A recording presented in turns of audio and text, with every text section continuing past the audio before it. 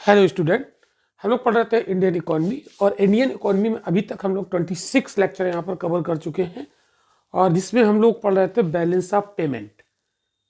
Foreign trade के अंतर्गत balance of payment हम लोग देखते हैं। तो उसी से रिलेटेड कुछ छोटे छोटे टॉपिक्स और यहाँ पर बचे हुए हैं जिसे आज हम डिस्कस करेंगे और बेहद इंपॉर्टेंट है। तो सबसे पहले आज के लेक्चर में हम लोग पढ़ेंगे करेंसी का जो एप्रिसिएशन होता है और डेप्रिसिएशन होता है, ये क्या होता है, इसको समझेंगे, बहुत इंपॉर्टेंट है। तो एप्रिसिएशन,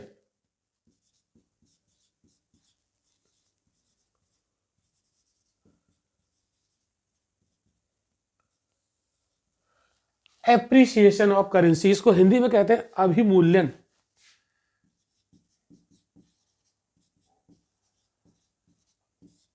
और एक दूसरा कॉन्सेप्ट होता है जिसको हम कहते हैं डेप्रिसिएशन।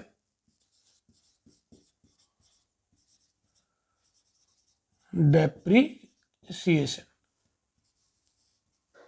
और इसको हिंदी में कहते हैं विमूल्यन।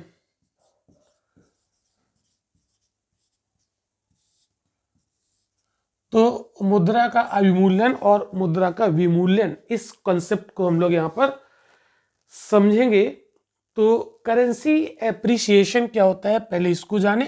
डेप्रिसिएशन आप अपने आप समझ जाओगे, उसका वो अपोजिट होता है। ठीक है, तो एप्रिसिएशन का क्या मतलब होता है? तो an appreciation means an increase in the value of a currency. ठीक है, क्या होता है? Increase in the value of currency. ठीक है, तो एक करेंसी का जो वैल्यू होता है वो क्या हो जाता है? इंक्रीज हो जाता है।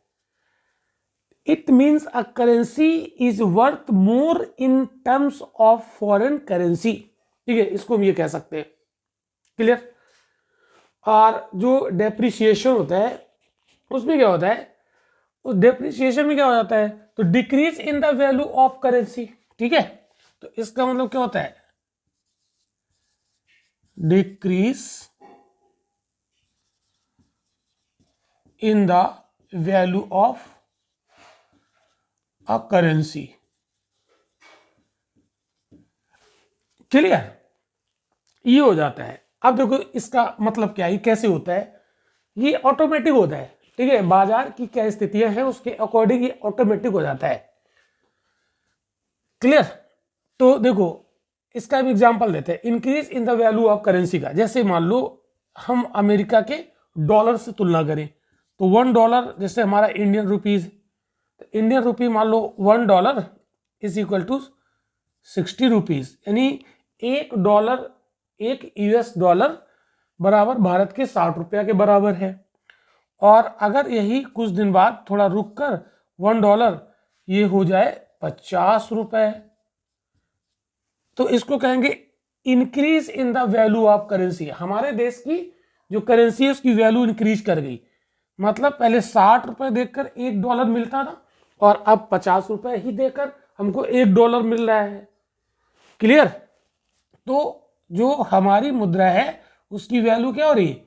इंक्रीज हो रही। तो इसको क्या बोलेंगे? एप्रिसिएशन। क्या बोलेंगे? तो इधर से देखेंगे तो ये एप्रिसिएशन हो गया। क्लियर? और अगर इसको उलट दें तो उलट के अगर ऐसे लिख दें, $1 बराबर 60 रुपीज था, 60 रुपीज, और फिर कुछ दिन बाद $1 इज इक्वल टू ये हो गया 70 रुपीज, 70 रुपया हो गया। मतलब क्या हुआ कि 60 रुपए देकर $1 मिल जाता था हमको, और अब हम 70 रुपए देकर $1 खरीदेंगे। तो इसका मतलब हमारे रुपए की वैल्यू क्या हो गई? डिक्रीज हो गई। तो decrease in the value of currency, तो ये किसका एग्जांपल हो गया? ये डेप्रिसिएशन। तो ये वाला जो एग्जांपल है ये डेप्रिसिएशन को बता रहे भाई, डेप्रिसिएशन इन इंडियन करेंसी। ठीक है, और ये वाला जो एग्जांपल है ये डेप्रिसिएशन है, और ये वाला एप्रिसिएशन का एग्जांपल है, एप्रिसिएशन ऑफ इंडियन रुपीज। इतनी बात क्लियर हो गई। ये बाजार में जो डिमांड एंड सप्लाई होती है ना डॉलर की, उसके अकॉर्डिंग ये घटता बढ़ता रहता है, और ये पर डे होता है। ठीक है, पर डे ये घटता बढ़ता रह सकता है।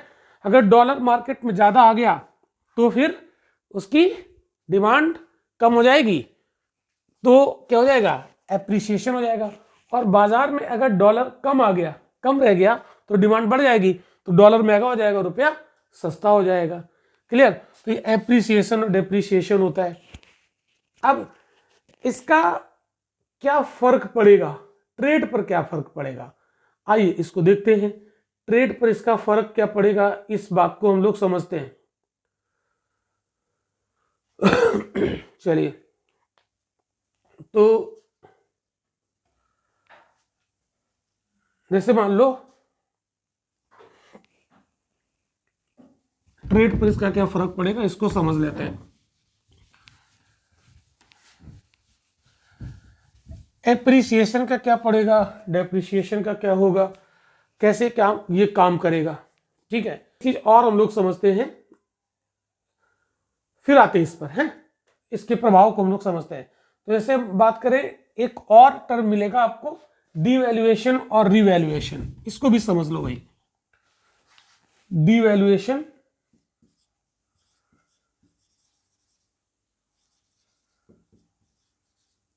डिवैल्यूएशन ऑफ करेंसी, इसको कहते हैं अवमूल्यन,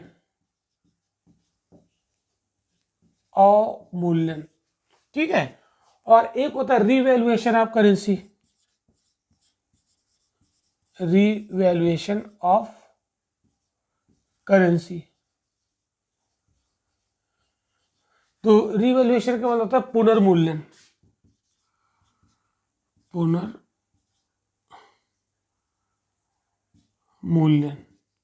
मुद्रा का पुनर्मूल्यन। ये दो टर्म है। तो डिवैल्यूएशन का मतलब क्या होता है, तो जैसे डिवैल्यूएशन मतलब हम अपनी मुद्रा की वैल्यू को कम कर दें, ठीक है, तो डिवैल्यूएशन हो जाएगा। ये जानबूझ करके आता है, गवर्नमेंट इसको जानबूझ कर करती है। ऐसा क्यों करती है, ठीक है, उसका भी कारण अभी हम लोग समझेंगे। तो devaluation of currency means the planned reduction in the value of currency by the government based on the fixed exchange rate. देखो क्या कहते हैं, इसको समझो। डिवैल्यूएशन ऑफ करेंसी मींस, इसका मतलब क्या होता है, इसका अर्थ होता है द प्लान्ड रिडक्शन, रिडक्शन मतलब होता है कम करना, the planned reduction in the value of currency, in the value of currency, in the value of currency by the government, by the government, ठीक है, based on the fixed exchange rate, based on the fixed exchange rate।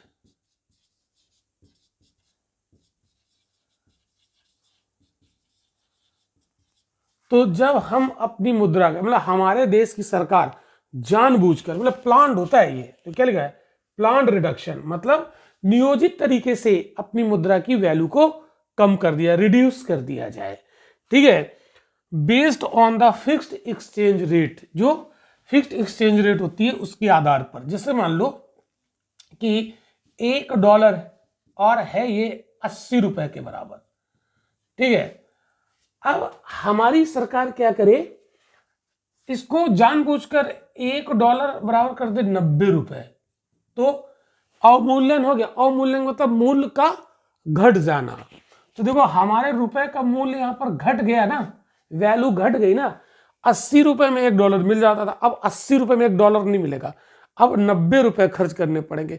इसका मतलब है कि 80 रुपए लेके हम $1 ले लेते थे, अब 90 रुपए लेकर हम जाएंगे तो हमें $1 मिलेगा, यानी हमारी मुद्रा की वैल्यू क्या होगी, रिड्यूस हो गई। और ये प्लान्ड तरीके से किया जाता है, नियोजित तरीके से होता है, ये मार्केट की डिमांड एंड सप्लाई के आधार पर नहीं होता है। तो अब आपने जो थोड़ी देर पहले एप्रिसिएशन और डेप्रिसिएशन पढ़ा था, डेप्रिसिएशन, तो डेप्रिसिएशन में भी तो यही था, रुपए की वैल्यू गिर गई थी, लेकिन वो डिमांड एंड सप्लाई के आधार पर गिरी थी। लेकिन यहां पर प्लान्ड वे में किया जाता है गवर्नमेंट के द्वारा। ऐसा क्यों करते हैं? क्यों हम अपने रुपए की वैल्यू को रिड्यूस कर देते हैं और जो रिवैल्यूएशन होता है उसकी फिर से हम पुनर्मूल्यन, उसकी मूल्य को फिर से बढ़ा दें, तो ये भी प्लान्ड तरीके से होता है, प्लान्ड है ना। तो जो रिवैल्यूएशन होता है उसकी भी डेफिनेशन कैसे लिखोगे? तो revaluation of currency means the planned increase, reduction की जगह क्या हो जाएगा? Increase in the value of currency by the government based on the fixed exchange rate. तो वहां पर इंक्रीज हो जाता है। तो अगर हम इंक्रीज का एग्जांपल इधर से देखें तो ये डिवैल्यूएशन है, और इधर से देखें तो रिवैल्यूएशन है। तो इधर से देखा 80 से 90 हो गया, और इधर से देखें तो 90 से 80 हो गया। क्लियर? तो इधर से अगर हम लोग देख रहे हैं ना, जब $1.80 तो और 90 पे आ गए, $1 90 रुपया, तो ये क्या हो गया? डिवैल्यूएशन। तो इधर वाला एरो क्या बता रहा है? डिवैल्यूएशन, और इधर वाला, इधर से जब इधर जाएंगे तो रिवैल्यूएशन। ठीक है, ये प्लांट तरीके से। तो जब प्लांट तरीके से इसको करते हैं तो वो डिवैल्यूएशन और रिवैल्यूएशन होता है। और जब मार्केट में डिमांड एंड सप्लाई के आधार पर होता है तो वो एप्रिसिएशन और डेप्रिसिएशन कहलाता है। तो चाहे एप्रिसिएशन डेप्रिसिएशन हो, चाहे रिवैल्यूएशन डिवैल्यूएशन हो, उसमें हमारे देश की मुद्रा की वैल्यू घटती और बढ़ती है। बस एक में क्या होता है? प्लांट तरीके से किया जाता है, और एक में डिमांड एंड सप्लाई के आधार पर होता है। ठीक है, अब प्लांट तरीके से ऐसा क्यों करते हैं, आइए समझते हैं। ठीक है, कोई देश की सरकार अपनी मुद्रा की वैल्यू दूसरे देश की मुद्रा की तुलना में घटा देती है। हमने उदाहरण ले लिया डॉलर का, तो $1 80 था, और हमारे देश की सरकार, क्योंकि जो आरबीआई होती है ना, आरबीआई हमारे देश में है ना, भारत में, या सरकार, वो एक्सचेंज रेट को घटा बढ़ा सकती है ना अपनी मर्जी से। आपको पढ़ाया था हमने पिछले लेक्चर में। ठीक है, लेकिन डिमांड एंड सप्लाई के आधार पर जब रेट होता है तो उसमें गवर्नमेंट का कोई रोल नहीं होता है। ठीक है, दो तरीके बताए थे आपको। तो ये इसकी रेट को कम ज्यादा कर सकती है। अब जानबूझकर इसको गिराया, 80 से 90 कर दिया, यानी $1.80, फिर बाद में $1.90 कर दिया। ये प्लान्ड रिडक्शन किया। ऐसा क्यों भाई? ये भाई ऐसा करते क्यों है? इसका यहां पर हम लोग कारण जानेंगे क्यों किया ऐसा। देखो, बहुत ध्यान से समझना। जब हमें अपने देश का एक्सपोर्ट इंक्रीज करना होता है, समझना बहुत ध्यान से, इसको बहुत ज्यादा हम कनेक्ट करेंगे। अगर हमें एक्सपोर्ट क्या करना है? निर्यात को बढ़ाना है। एरो हमने ऊपर लगा दिया, मतलब निर्यात को बढ़ाना है। तो अगर कोई देश की सरकार अपनी वस्तुओं के एक्सपोर्ट को बढ़ाती है, बढ़ाना चाहती है, तो वो डिवैल्यूएशन ऑफ करेंसी का सहारा लेती है। और जब एक्सपोर्ट बढ़ेगा तो विदेशी मुद्रा भारत में आएगी, और जब विदेशी मुद्रा भारत में आएगी तो बैलेंस ऑफ पेमेंट की जो प्रॉब्लम हो रही होती है वो स्वतः सॉल्व होना शुरू हो जाती है। बैलेंस ऑफ पेमेंट क्या होता है? पढ़ो, पिछला लेक्चर देखो, अब यहां पर नहीं बताएंगे। ठीक है, तो एक्सपोर्ट को बढ़ाना है तो एक्सपोर्ट बढ़ जाएगा। कैसे? जब सरकार अपनी करेंसी की डिवैल्यूएशन कर दे। डिवैल्यूएशन में क्या होता है? जानबूझकर अपने देश की मुद्रा की वैल्यू दूसरे देश की मुद्रा की तुलना में घटा देना। यही तो मतलब होता है, यही जो मैंने लिखा है यही होता है। देखो, अब इससे एक्सपोर्ट कैसे बढ़ेगा, अब समझो बहुत ध्यान से। जैसे मान लो हम एक उदाहरण लेते हैं, शुगर, कैन शुगर। ठीक है, गन्ने की शक्कर, चीनी जिसको कहते हैं, चीनी। मान लो भारत अमेरिका को चीनी एक्सपोर्ट करता है। ठीक है, चीनी क्या कर रहा है? एक्सपोर्ट कर रहा है, निर्यात कर रहा है इंडिया। अब एक एग्जांपल लिया हमने चीनी का। तो अमेरिका वाले क्या करेंगे? $1 भेजा, और चीनी मान लो 40 रुपए किलो में है, 40 रुपए पर केजी है। तो अमेरिका वाले को अगर 2 किलो चीनी मंगानी इंडिया से, तो क्या करेगा? $1 भेजेगा भारत, आरबीआई के पास आएगा, $1 आरबीआई ले लेगी और उसको अमेरिका वाले व्यापारी को 80 रुपये दे देगी। अब वो अमेरिका वाला व्यापारी 80 रुपये देकर भारत से 2 किलो चीनी ले लेगा। बहुत छोटा एग्जाम्पल लिया है, 2 किलो चीनी लेने नहीं आएगा, ये हम एग्जाम्पल छोटा इसलिए लिए ताकि कैलकुलेशन थोड़ा इजी हो जाए, ठीक है। तो कुल मिलाकर अमेरिका वाला जो व्यापारी है $1 भारत को देगा और भारत में बन जाएगा 80 रुपया, और 80 रुपया में 2 किलो चीनी लेके चला जाएगा। ठीक, इतनी बात क्लियर। अब देखो, अब क्या होगा कि जब भारत सरकार को लगा कि यार चीनी और ज्यादा हम एक्सपोर्ट करें, ठीक है, तो इन्होंने क्या किया, अपनी करेंसी का डिवेल्युएशन कर दिया। मतलब अब $1 और 90 रुपये कर दिया जानबूझकर। प्लान्ड रिडक्शन, क्या किया, प्लान्ड रिडक्शन, नियोजित तरीके से उसको रिड्यूस कर दिया वैल्यू को। अब क्या होगा, अमेरिका वाला व्यापारी फिर आएगा, $1 देगा। जैसे ही भारत को $1 देगा, आरबीआई उसको 90 रुपये दे देगी, ठीक है। अब ये 90 रुपये की चीनी लेके जाएगा भारत से, तो अब इसको चीनी मिलेगी कितनी,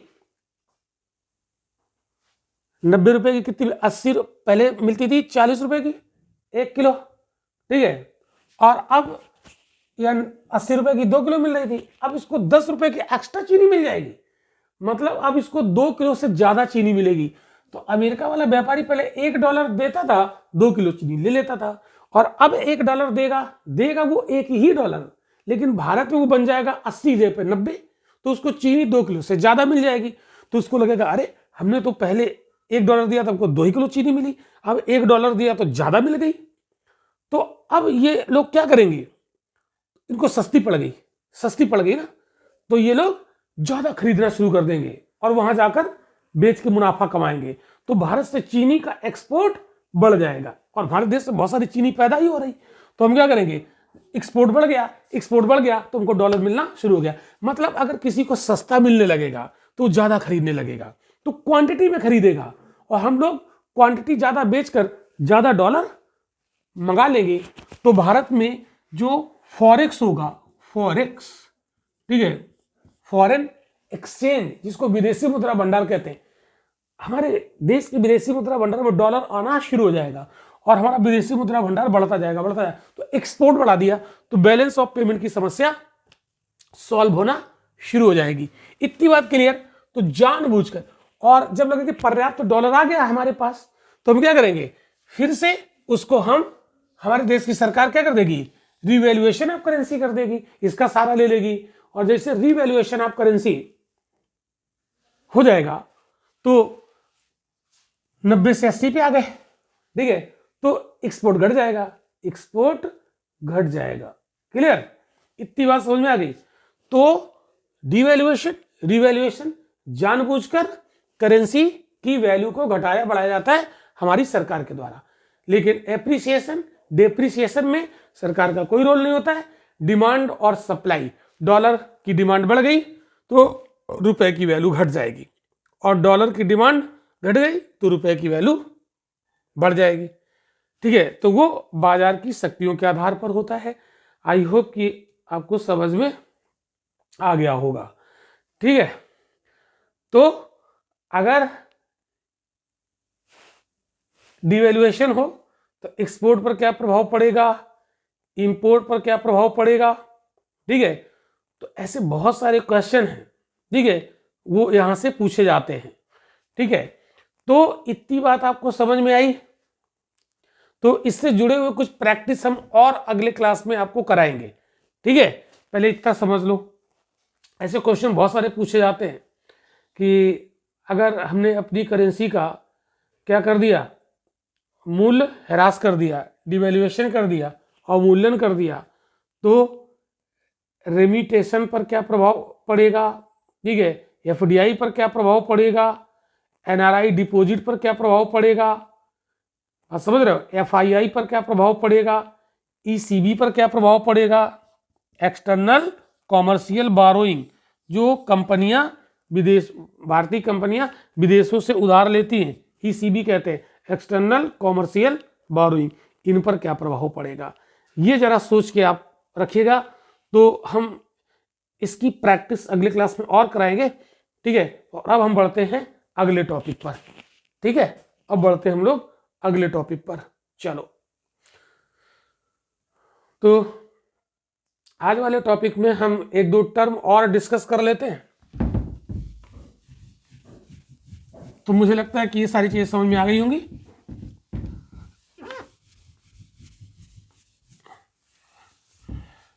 तो जब जब भारत की मुद्रा की वैल्यू डॉलर की तुलना में घटेगी तो हमारे देश की वस्तुओं का निर्यात तेजी से बढ़ेगा। क्लियर? इतनी एक फैक्टर आपको समझा दिया हमने, ठीक। अब हम बात करते हैं जैसे हार्ड करेंसी। पता नहीं हमने आपको पिछले लेक्चर में कभी बताया कि नहीं बताया, तो इसको बता देते हैं। एक होती है हार्ड करेंसी और एक होती है सॉफ्ट करेंसी। सॉफ्ट करेंसी और एक होती है डियर करेंसी। डियर करेंसी, ठीक है। ये टर्म काफी प्रचलित रहते हैं, ठीक है। तो हार्ड करेंसी क्या होती है, इसको समझ लो। ऐसी मुद्रा जिसकी वैल्यू स्टेबल रहती है, ठीक है, जिसकी वैल्यू स्टेबल रहती है। क्लियर? मतलब ये काफी स्टेबल रहती है ना। ऐसा नहीं कि अभी थोड़ी देर पहले इसकी वैल्यू कुछ थी, कुछ देर बाद इसकी वैल्यू एकदम गिर गई, थोड़ी देर बाद फिर और वैल्यू गिर गई, ऐसा नहीं, ठीक है। तो वैल्यू इसकी स्थिर रहेगी। तो जिस मुद्रा की वैल्यू स्थिर रहेगी लोग उस मुद्रा की डिमांड ज्यादा करेंगे, ठीक है। अगर इसकी वैल्यू स्टेबल रहेगी, ये स्टेबल करेंसी, ठीक है, तो स्टेबल होगी तो इसकी डिमांड ज्यादा होगी। क्यों? क्योंकि लोगों को हर स्टेबल चीज पर, जिसकी स्टेबिलिटी ज्यादा है, उस पर विश्वास तो लोग ज्यादा करेंगे ना, तो उसी को तो मांगेंगे।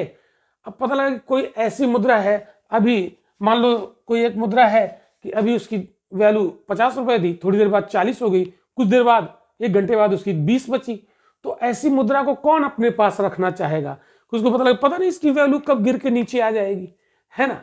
लेकिन अगर कोई मुद्रा ऐसी है जिसकी वैल्यू स्टेबल रहे, है ना, मतलब वो बहुत ज्यादा ना गिरे, ठीक है, आज भी उतनी है, 20 दिन बाद भी उतनी है, हो सकता है 1 आध रुपए बढ़ ही जाए, ठीक है, तो उसकी डिमांड ज्यादा करेंगे। तो ऐसे देश जो डेवलप्ड है उनकी जो करेंसी होती है ज्यादातर वो स्टेबल ही होती है। विकसित देशों की मुद्रा तो वो हार्ड करेंसी, उसकी डिमांड होती है। अब पता लगा कि श्रीलंका की मुद्रा, श्रीलंका वैसे भी कर्ज में डूबा हुआ है, तो उसकी मुद्रा की वैल्यू तो खत्म, बल्कि मुद्रा की वैल्यू ही नहीं खत्म, वो मुद्रा ही खत्म हो जाएगी लगता है, ठीक है। तो श्रीलंका की मुद्रा कौन रखना चाहेगा? उसकी वैल्यू खत्म हो रही है, ठीक है। डॉलर तो सब कोई रखना चाहेगा, क्योंकि वो स्टेबल है, हर जगह चलता है, ठीक है। तो इसकी डिमांड ज्यादा होती है। तो जो भी विकसित देश है उनकी मुद्रा हार्ड होती है और वो स्टेबल होती है। तो हार्ड का मतलब ऐसा नहीं कि कठोर है ना, ऐसे नहीं। अब सॉफ्ट करेंसी क्या है? सॉफ्ट करेंसी में जिसकी स्टेबिलिटी ना हो, पता लगा कि अभी वो 50 रुपए बराबर थी, थोड़ी देर 30 हो गई, फिर 20 हो गई, 10 हो गई, है ना, उसकी कोई वैल्यू नहीं बची। तो ऐसी मुद्रा को कौन रखना चाहेगा? तो जो विकासशील देश हैं, ठीक है, या जो अंडर डेवलप्ड कंट्री है, उनकी करेंसी सॉफ्ट होती है। क्लियर? इसमें अनिश्चितता बहुत ज्यादा होती। तो अगर किसी देश में पॉलिटिकल अनस्टेबिलिटी है, ठीक है, तो सामाजिक आर्थिक कारणों से अगर वहां पर सामाजिक और आर्थिक स्थिति बड़ी खराब है तो उस देश की मुद्रा सॉफ्ट होगी, उसकी वैल्यू स्टेबल नहीं होगी, ठीक है। तो जो गरीब देश हैं, जो अंडर डेवलप्ड कंट्री है, उनकी मुद्रा सॉफ्ट होती है। जैसे मान लो अपने देश की मुद्रा रुपया, तो अपने देश की मुद्रा अब काफी स्ट्रांग हो भी गई है, ठीक है, लेकिन इसकी डिमांड बहुत ज्यादा नहीं होगी। हर जगह भारत के रुपए में कोई व्यापार थोड़ी ना करेगा, ठीक है, डॉलर में करेगा, ठीक है, तो स्टर्लिंग पाउंड में करेगा, तो वो कैसी है? स्टेबल है। अब देखिए डियर करेंसी। अब डियर करेंसी की भी अगर हम लोग बात करें तो अच्छा, जो सॉफ्ट करेंसी ये कमजोर मुद्रा भी होती है ना, ये वीक होती है, ये मतलब स्टेबिलिटी उतनी ज्यादा नहीं होती है। क्लियर? अब आप देखो जो डियर करेंसी है, डियर का मतलब क्या? प्यारी, कि भाई प्यारी मुद्रा, ये बहुत प्रिय, ठीक है। खैर, तो ये एक ऐसी मुद्रा है, ऐसे देश की मुद्रा होती है जहां पर लोन जब लेने जाएंगे तो उसका रेट ऑफ इंटरेस्ट बहुत ज्यादा होगा, ठीक है। तो यहां पर क्या होगा, रेट ऑफ इंटरेस्ट, या ये कहे कि रेट ऑफ इंटरेस्ट तब ज्यादा होता है जब इन्फ्लेशन ज्यादा होती है। ये भी आप समझ लो, मैं पढ़ा चुका हूं। इन्फ्लेशन अगर ज्यादा है, महंगाई ज्यादा है, महंगाई ज्यादा है, इसका मतलब है कि लोगों के पास पैसे ज्यादा हैं। तो आरबीआई क्या करेगी, या उस देश का जो केंद्रीय बैंक होगा वो क्या करेगा, बैंक रेट बढ़ा देगा, तो ब्याज मिलेगा, ब्याज मतलब लोन हो जाएगा महंगा। जब लोन हो जाएगा महंगा तो लोग लोन कम लेंगे, कॉमर्शियल बैंक से कम लेंगे, तो लोगों के पास पैसा कम होगा, तो महंगाई कंट्रोल हो जाएगी। तो अगर किसी देश में इन्फ्लेशन बहुत ज़्यादा है तो उस देश में जो लोन दिया जाएगा वो महंगा होगा, यानी रेट ऑफ इंटरेस्ट ज़्यादा होगा। 10% रेट हो गया है ना, लोगों को 10% पर ब्याज पर लोन मिल रहा है, तो महंगा होगा। अगर महंगा होगा तो लोग कम लोन लेंगे, कम लोन लेंगे तो कम खर्च करेंगे, कम खर्च करेंगे तो इन्फ्लेशन कंट्रोल हो जाएगी, ठीक है। तो जिस देश की मुद्रा मतलब कोई ऐसा देश है जिसकी करेंसी डियर करेंसी कहलाएगी, क्यों कहलाएगी, क्यों तभी कहलाएगी जब उस देश में लोन बहुत महंगा मिलता हो, तो उस देश की मुद्रा डियर करेंसी होती है। अरे बड़ी प्यारी मुद्रा है ना, महंगे रेट में लोन देंगे, क्यों भाई। तो जैसे भारत में पता लगा कि कार लोन 9% पर मिल रहा है, होम लोन 8% पर मिल रहा है, पर्सनल लोन 10% पर मिल रहा है। महंगा है ना, महंगा है, ठीक है, इंडिया में अगर हम बात करें, ठीक है। लेकिन वही अगर अमेरिका में देखें तो 1% ब्याज पर, 2% ब्याज पर लोन मिल जाता है। वहां बहुत ज्यादा रेट ऑफ इंटरेस्ट नहीं है, लेकिन भारत जैसे देश में रेट ऑफ इंटरेस्ट बहुत ज्यादा है। तो जिस देश में रेट ऑफ इंटरेस्ट यानी ब्याज दर बहुत ऊंची हो, उस देश की मुद्रा क्या कहलाएगी, डियर करेंसी कहलाएगी। नोट कर लीजिएगा इस बात को। तो hard currency, soft currency, dear currency आपको समझ में आ गया, क्लियर। चलो, ये टर्म यूज होते रहते हैं तो इसलिए आपको जानना जरूरी था। अब आगे बढ़ते हैं, और भी चीजें समझते हैं आज के लेक्चर में, काफी इंटरेस्टिंग चीज। तो देखो, हमें इकोनॉमिस्ट नहीं बनना है, हमें उतना ही इकोनॉमी समझना है बेसिक, जितनी कि यूपीएससी में पूछा जाता है। यूपीएससी के एस्पिरेंट से जितनी उम्मीद की जाती है कि वो एक ग्रेजुएट पर्सन है और उसको इकोनॉमी का इतना ज्ञान, बेसिक ज्ञान होना चाहिए, जिससे हमारा जो मतलब ट्रेड हो, है ना, वो कैसे क्या होता है, कैसे फ्लैक्चुएट होता है, ये सब वो पता कर ले, ठीक है। इतनी इकोनॉमी की जरूरत होती है। आगे बढ़ते हैं, अब हम लोग बात करते हैं, एक यहाँ पर टॉपिक और है जो काफी इंपॉर्टेंट होता है, फेरा और फेमा, इसको भी समझ लेते हैं। फेरा और फेमा ये क्या है, पहले तो इसका फुल फॉर्म जान लो, ठीक है।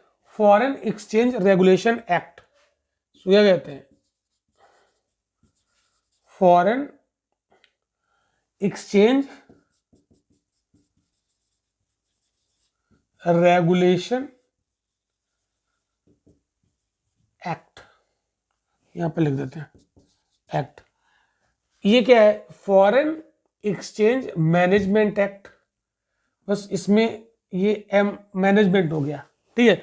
तो फॉरेन एक्सचेंज मैनेजमेंट एक्ट, ठीक है, इतनी बात आपको याद रखनी। अब ये देखो, फेरा आया था 1973 में और लागू हुआ था 1974 में। ये लागू हुआ, इनफोर्स हुआ कब, 1974 में, ठीक है। अभी समझ रहे क्या है, ठीक। और ये जो फेमा है ये आया 1999 में। ये कब लागू हुआ, 1999 से आया, ठीक है। ये तो फैक्ट हो गया कि कब से आया।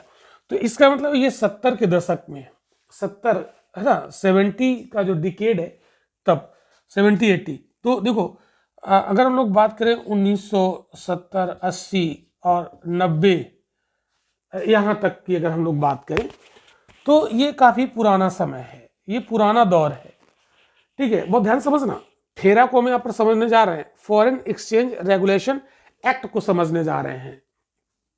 क्या बोलते हैं इसको? विदेशी विनिमय नियमन अधिनियम। हिंदी में क्या कहेंगे? विदेशी विनिमय नियमन अधिनियम। ठीक है, ये इसको बोलते हैं। तो इसको हम लोग यहाँ पर समझने जा रहे हैं कि क्या मामला है ये।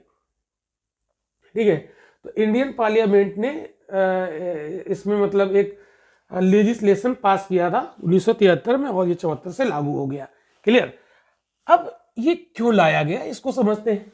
तो पहले हम ये समय देखें, 1970, 80, 90 का जो टाइम चल रहा है। इस समय इंडिया एक क्लोज्ड इकोनॉमी थी। हमने आपको बताया था हम लोग 1991 से ओपन होना शुरू हुए थे।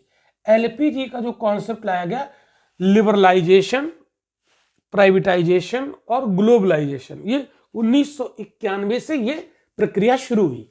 ठीक है, लेकिन 1991 यानी 90 के बाद, और हम लोग यहां पर बात कर रहे हैं 70, 80, 90, यानी इसके पहले की बात है। ठीक है, तो यहां से हम लोग ओपन होना शुरू हुए, हम इंडियन इकोनॉमी को ओपन करना शुरू किए। लेकिन इसके पहले हम क्या थे? इसके पहले हम क्लोज्ड इकोनॉमी थे। क्लोज्ड इकोनॉमी, ये बात हम आपको, बंद अर्थव्यवस्था था भारत, ये हम आपको पहले भी बता चुके हैं। तो बंद अर्थव्यवस्था में क्या होता है? हम दूसरे देश के साथ व्यापार नहीं करते, ना हम उसे एक्सपोर्ट करते, ना उससे इंपोर्ट करते। ठीक है, इसका मतलब है कि भारत में जो फॉरेक्स होगा इस टाइम पर, क्लोज्ड इकोनॉमी के टाइम पर इधर, तो मैं इसको थोड़ा सा यहाँ रब कर देता हूँ, जगह बना लेता हूँ ताकि मैं समझा सकूं अपनी बात को, यहाँ पर मैं कह सकूं। देखो, तो यहाँ पर जो फॉरेक्स था वो बहुत कम होगा। क्या होगा? फॉरेन जो रिजर्व होता है ना, विदेशी मुद्रा भंडार, विदेशी मुद्रा भंडार, ये था बहुत लिमिटेड। ये कैसा था? ये था बहुत ही लिमिटेड, सीमित था। ठीक है, इसका मतलब है भारत में डॉलर कम था। अब आप देखो मामला क्या था कि अगर डॉलर कम है और भारत से कोई बाहर जाना चाह रहा है, अमेरिका घूमने के लिए जा रहा है कोई टूरिस्ट बनकर, तो यहां पर मैं बता रहा हूं, ऐसे बना लेता हूं, ये रहा यूएसए, ठीक है, और ये रहा इंडिया। अब एक इंडिया का एक व्यक्ति है, वो जा रहा है अमेरिका जाना चाह रहा है, ठीक है, घूमने के लिए,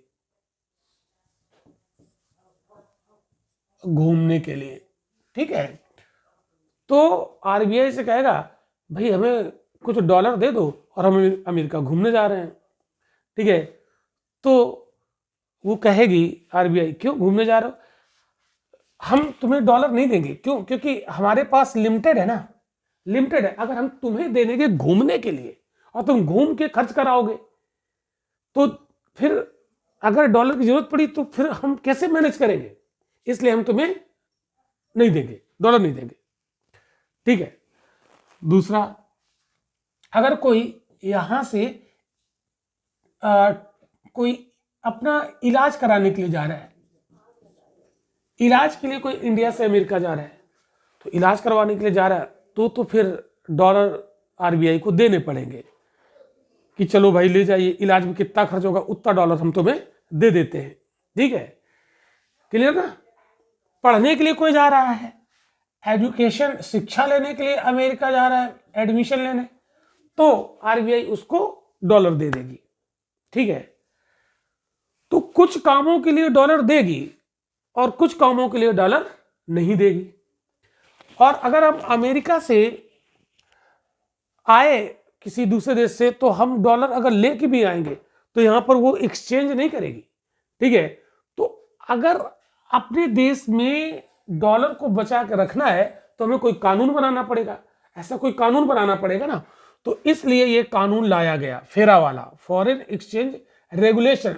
रेगुलेट कर रही है सरकार, आरबीआई, कि इस तरीके से कि भारत में डॉलर बना रहे। तो लिमिटेड है ना, तो बना रहे ताकि व्यापार वगैरह थोड़ा बहुत अगर कोई चीज मंगानी पड़ी तो इमरजेंसी के लिए बना रहे। तो इसलिए फालतू के कामों के लिए डॉलर नहीं दिया जाएगा। और अगर ऐसा कोई करता है चोरी छिपे तो उसके लिए जानते हो क्या, जेल हो जाएगी। ये एक क्रिमिनल ऑफेंस होता है, ठीक है, ये दंडनीय अपराध होता है, ठीक है, तो उसको जेल भी हो सकती है इसका उल्लंघन किया तो। लेकिन हुआ क्या, अब ध्यान से समझो, अब हुआ क्या, 1991 में हमें ऐसा महसूस हुआ कि अब हमें, अगर हम क्लोज्ड इकोनॉमी रहे तो दिक्कत हो जाएगी, हमें ओपन करना पड़ेगा, तो हम थोड़े से लिबरल हो जाएं। लिबरल, तो लिबरलाइजेशन में क्या होता है, जैसे मान लो ये भारत है और इसमें आसपास स्टील का एक फ्रेम लगा हुआ है, कोई नहीं घुसेगा, कोई नहीं घुसेगा, ना हम जाएंगे इधर ना तुम आओगे मेरे यहाँ, ठीक है। ये था जब हम क्लोज्ड इकोनॉमी थे। लेकिन जैसे 1991 में थोड़ा लिबरल हुए तो थोड़े थोड़े यहाँ पर ये गेट बना दिए गए, है ना, कि हाँ चलो छोटे छोटे इस स्टील का जो दीवार था इसमें छोटे छोटे दरवाजे लगा दिए गए, तो इन दरवाजों से आप घुस सकते हो भारत में और हम भी इन दरवाजों से बाहर जा सकते हैं। यानी थोड़ा थोड़ा व्यापार हमारा होना शुरू हुआ, ठीक है, 1991 से। तो ये शुरू हुआ, तो जब व्यापार शुरू हुआ तो हमें डॉलर चाहिए, तो डॉलर आएगा कैसे, जब हम अपनी वस्तुएं बेचेंगे तभी आएगा डॉलर, ठीक है। तो ये शुरू किया, तो 1999 में फेरा बदल गया फेमा में, फॉरेन एक्सचेंज मैनेजमेंट एक्ट। अब मतलब अब मैनेजमेंट करना है। अब कहते हैं कि जितना डॉलर तुम ले जाना चाहो विदेशों में इन्वेस्ट करो, वहां से वस्तुएं मंगाओ, ठीक है, और अपनी वस्तुएं बेचो, डॉलर लाओ भी, तो डॉलर ले भी जाओ, डॉलर ले भी आओ, डॉलर जाके दूसरे देशों में इन्वेस्ट करो ताकि वहां से इनकम लेकर अपने देश में आओ और डॉलर आए। ये शुरू हो गया। तो अब चूंकि हम ओपन हुए ना, परिस्थितियां बदल गई, इसलिए फेरा बदल गया फेमा में। अब मतलब अब कोई रोक टोक नहीं, अब कोई रोक टोक नहीं, हाँ केवल बता दो, बता के ऐसा करो, तो अब कोई रोक टोक नहीं है भाई, ठीक है। ये हुआ फेमा में। लेकिन अगर बिना बताए आप ऐसा करते हो कि जितना मन चाहो उतना डॉलर ले जा रहे हो, ठीक है, झूठ बोल दिया कि और लेके, तो फिर उसमें सिविल केस बन जाएगा, बस केवल सिविल केस बने, क्रिमिनल केस नहीं बनेगा। क्रिमिनल केस इसमें बन जाता था, लेकिन इसमें क्रिमिनल केस नहीं होता है, ठीक है। बस बता दो अपने देश को, आरबीआई को, सरकार को, फिर चाहे इतना डॉलर ले जाओ दूसरे देश में लगाओ, चाहे दूसरे देश से कितना भी डॉलर भारत में ले आओ। क्यों? क्योंकि अब जरूरत अलग हो गई ना, अब हम ओपन हो गए। तो ओपन इकोनॉमी में अगर फेरा लागू होता तो देश का व्यापार ही नहीं हो पाता, हम भारत से दूसरे देश में इन्वेस्ट नहीं कर पाते, इसलिए फेरा को फेमा में बदल दिया गया। इतनी बात समझ में आ गई, ठीक है। इतनी बात अगर आपको समझ में आ गई होगी तो मुझे लगता है कि कोई दिक्कत वाली बात नहीं है। तो अगर फेरा का वायलेशन कोई करता था अगर, तो क्रिमिनल ऑफेंस माना जाता था, है ना, आपराधिक उसको माना जाता था, ठीक है। और जबकि अगर फेमा का वायलेशन करता है कोई तो उसको सिविल ऑफेंस माना जाता है, ठीक है। क्लियर? ये थोड़ा सा डिफरेंस है, क्लियर। अब देखो और आगे बढ़ते हैं। अब जो फेमा है, तो फेमा में क्या होता है, आप जितना चाहें उतना डॉलर ले जाएं, जितना चाहे उतना व्यापार करें, कोई दिक्कत नहीं है। हाँ कुछ ऐसी वस्तुएं हैं, कुछ ऐसी वस्तुएं जिसको सरकार ने प्रतिबंधित कर रखा है, मान लो जैसे मान लो कोई एल्कोहलिक ड्रिंक है, उसका ट्रेड नहीं कर सकते, तो वहां तो अलाउ नहीं होगा। बाकी आप फेमा के तहत चाहे जितना ट्रेड करो, ठीक है, तो कोई दिक्कत वाली बात नहीं होगी। इतनी बात समझ में आ गई? तो तो जैसे मैंने आपको करंट अकाउंट और कैपिटल अकाउंट बताया था, देखो समझो, करंट अकाउंट और कैपिटल अकाउंट जो बैलेंस ऑफ पेमेंट पे पढ़ाया था, कैपिटल अकाउंट। तो all current account transactions are permitted unless otherwise prohibited. तो देखो होता क्या है कि फेमा के तहत आज जो हमारा फेमा कानून, आज फेमा है, फेरा खत्म हो चुका है, तो करंट अकाउंट के तहत जितना भी ट्रांजैक्शन करते, तो करंट अकाउंट में क्या होता था, ट्रेड होता था ना, एक्सपोर्ट और इंपोर्ट, एक होता था ना। तो आज जो फेमा लागू हुआ है भारत में, लागू हो गया 1999 से, तो फेमा के प्रावधानों के तहत क्या है करंट अकाउंट में जितने भी ट्रांजैक्शन है सब करो, कोई रोक टोक नहीं है। चाहे जितनी चीजें हमें एक्सपोर्ट करनी हो चाहे करें, चाहे इंपोर्ट करनी हो करें। हम भारत से पैसा दूसरे देश में कहीं भी, है ना, ले जाएं, कोई दिक्कत नहीं है, ठीक है। हाँ, लेकिन कोई ऐसी वस्तु है जो प्रोहिबिटेड होगी, बस उसमें ये अलाउ नहीं होगा। बाकी आप कुछ भी खरीदो बेचो, कोई दिक्कत नहीं विदेशों के साथ। इतनी बात समझ में आ गई, ठीक है। तो हम कहते हैं ऑल करंट अकाउंट, मेरी बात समझिए, सुनिए ध्यान से, all current account transactions are permitted unless otherwise prohibited, ठीक है। अब कैपिटल अकाउंट की अगर बात करें तो all capital account transactions are prohibited unless otherwise permitted, ठीक है। ये दो बातें आप याद रखिएगा फेमा में, ठीक है। तो कैपिटल अकाउंट के तहत, कैपिटल अकाउंट जो बीओपी में हमने कैपिटल अकाउंट बताया था ना, कि जैसे ECB external commercial borrowing, FDI, FII, ठीक है, ये सब किस में आते हैं, ये कैपिटल अकाउंट में आते हैं। तो कैपिटल अकाउंट के तहत जो ट्रांजैक्शन होता है वो फेमा के दौर में, आज जो फेमा लागू है ये प्रोहिबिटेड होता है, लेकिन जो अलाउ होता है, जो परमिटेड होता है उसमें कर सकते हैं, बाकी तो ये प्रोहिबिटेड रहता है। लेकिन करंट अकाउंट में सारे ट्रांजैक्शंस अलाउड होते हैं, ठीक है, परमिटेड होते हैं।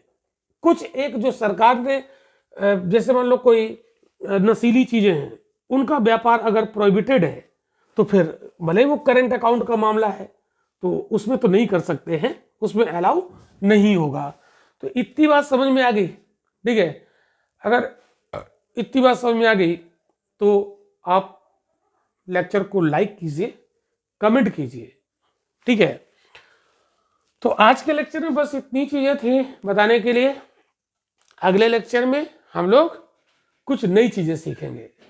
तो आज यहीं तक, आगे मिलते हैं। Thank you.